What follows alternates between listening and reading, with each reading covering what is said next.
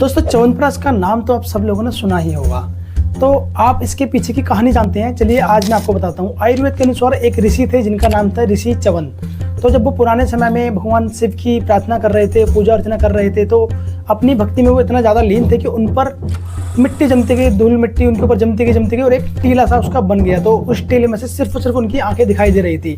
तो होता क्या है कि वहाँ से एक राजकुमारी, सुकन्या नाम की राजकुमारी गुजर रही होती है। तो उसे लगता है कि ये जो आंखें, जो ऋषि की चमकती हुई आंखें थी, तो उसे लगा कि वहाँ पर कोई मणि है। तो उसने वो आंखें जो है वो निकालने की कोशिश करी, जिससे कि ऋषि की आंखें चली गई।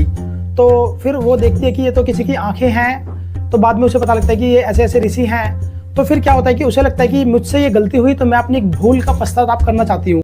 तो ऐसे में वो कहती है अपने पिता को, कहती है कि पिताजी, मेरी गलती की वजह से इनकी आंखें गई हैं, तो अब भविष्य में मैं ही इनकी आंखें बनूंगी। तो ऐसा कह करके वो अपने आप को ऋषि को समर्पित कर देती है, उनसे विवाह कर लेती है।